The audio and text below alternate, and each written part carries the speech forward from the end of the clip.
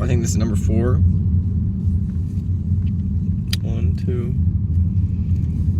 2, 3, 4. Yeah, this is 4.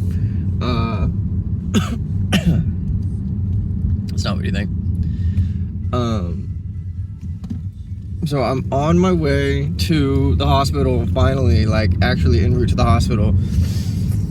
I left fucking, an hour ago. So the mango that I bought for the fruit salad turned out to be like super green. Like I was like, oh my god, mangoes. I grabbed one, not even thinking about whether or not it was ripe. And not even thinking. Like no red, none. And I get home and I cut it open and I go, what the fuck is this? Turns out it was an unripe mango is what it was. Lesson learned, whatever. So let's see.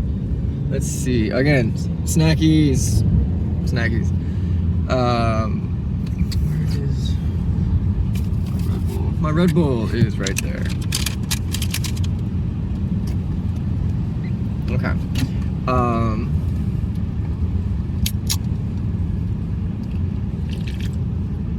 I don't really like energy drinks. Like they're not good. Not my fave. Not my jam. No.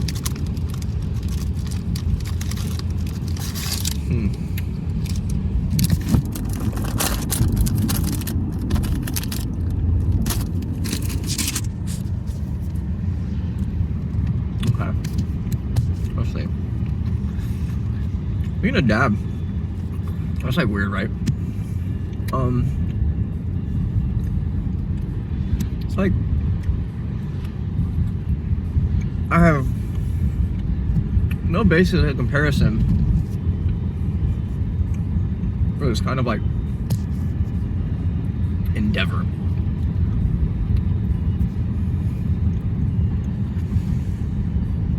And I'm really curious to see how I'm gonna respond, because everybody thinks that given situation X, they're gonna respond in Y manner. And in my personal experience, that is never how it happens. Like, I'm not saying that for all cases, it's just as a general observation.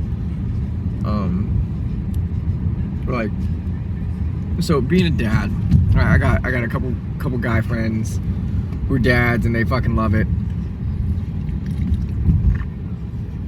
All of my friends that have kids, save one, have boys. So I have no idea. I mean, so these are crack. I fucking hate it. All I know is being a dad to a girl is wacky in comparison.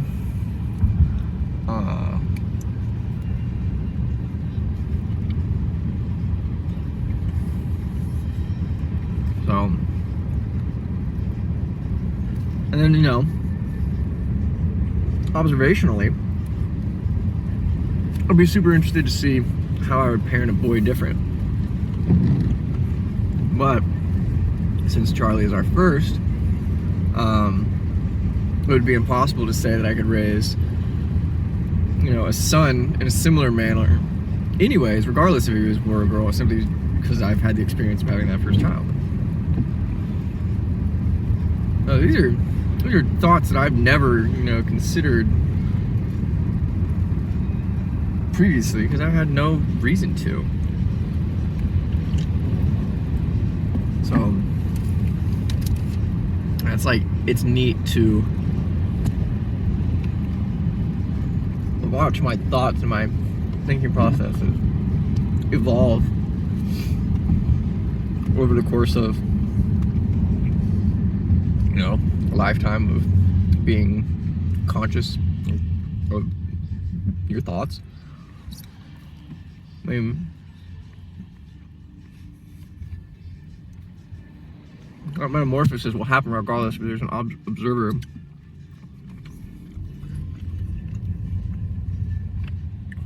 But it's interesting if you're self-aware enough to observe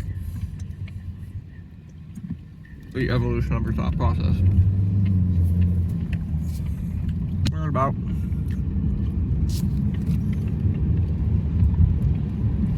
so for posterity, I guess what I'm trying to say is that you should, again, there I go saying you should. Don't listen to people who say you should, except if it's, me or mom. You should try to actively be conscious of your thoughts, so that way you can determine patterns in your type of thinking.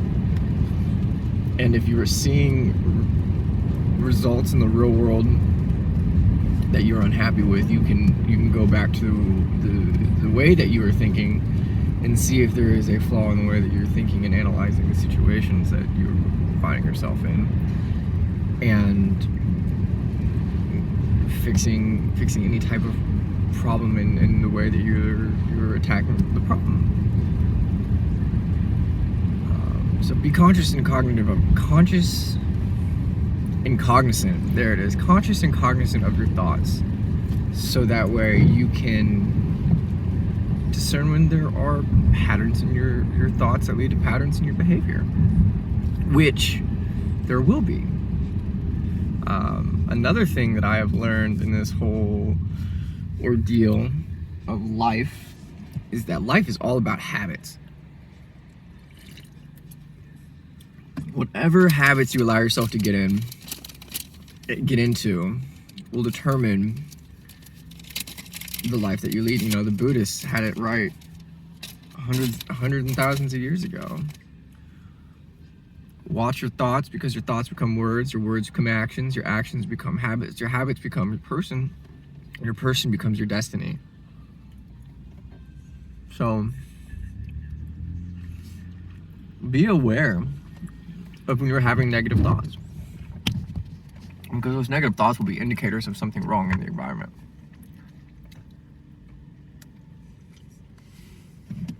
And that will help you be conscious enough of yourself and your being in your environment that you will be actively able to do something about the environment you find yourself in.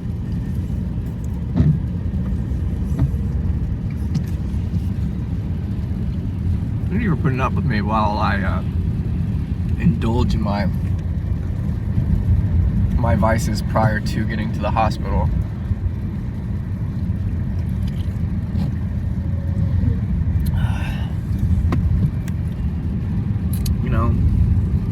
You don't know. That's why I'm telling you. I'm telling you these things because I think I know. The truth of the matter is that I don't know.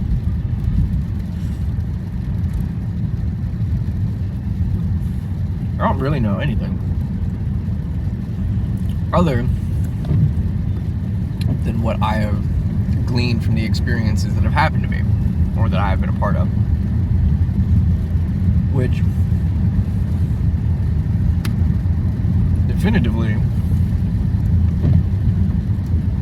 would make me an empiricist, which is bizarre because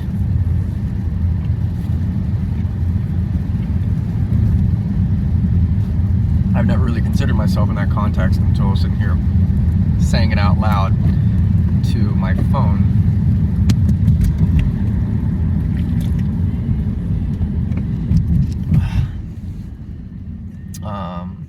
Let's see, what other things have I... Oh yeah, okay, so if you get to a yellow light, you just make a decision and go with it.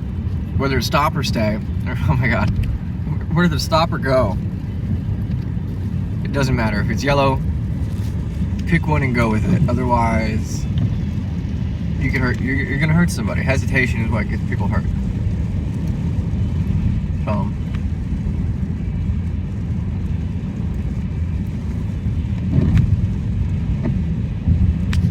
That's fate.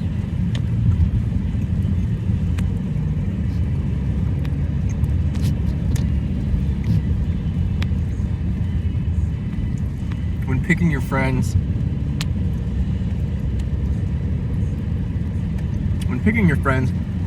pick people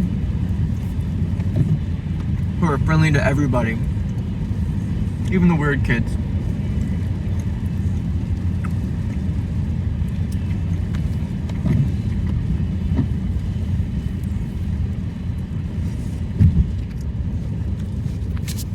I think this is the turn.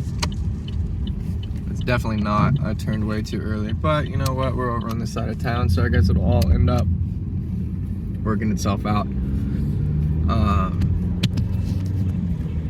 I don't know. When it comes to being friends with people, be friends with people who are friends with people.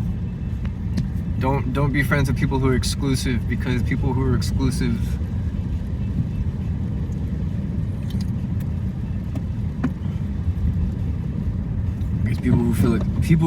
people who are exclusive because it makes them feel better about themselves.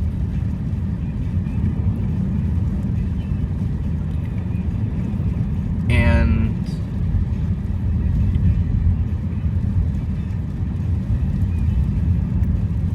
that kind of attitude is, in my experience, somewhat abrasive and can lead to a lot of problems down the way, you know.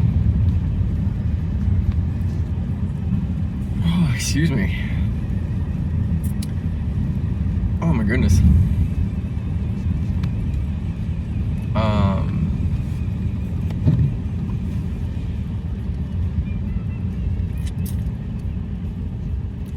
Let's see. I guess, you know, definitely got one for you. Learn how to do minor maintenance and repairs on your vehicle as soon as possible. But don't worry about it. I mean, I'm going to teach you. And I'm going to teach your mother too. Because you'd be surprised at how few people know anything about the ton and a half vehicle that they're driving around on a daily basis. And it's kind of scary. So having some kind of working knowledge of your vehicle is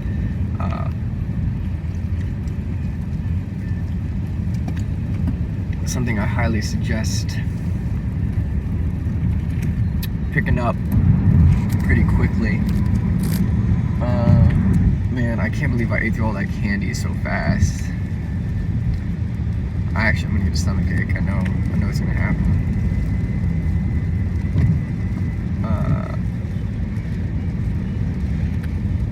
When it comes to voting, you should vote in every election possible, regardless if it's local or federal.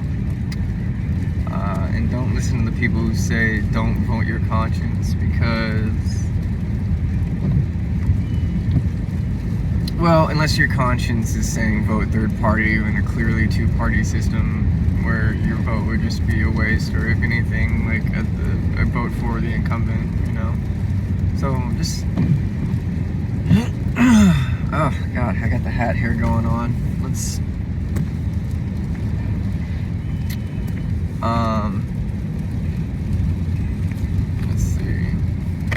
Ooh, that's too fast. That's good. Listen to your mother. Unless your mother's a bitch. But your mother, Charlie, is not, so don't ever say that I said that.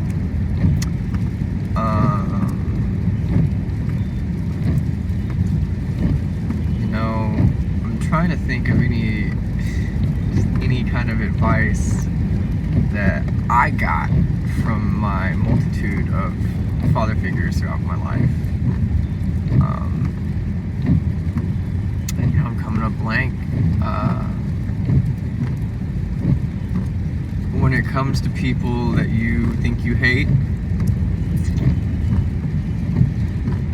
let it go, because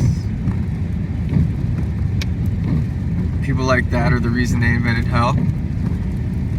Not in this life, in the next, they will end up getting theirs.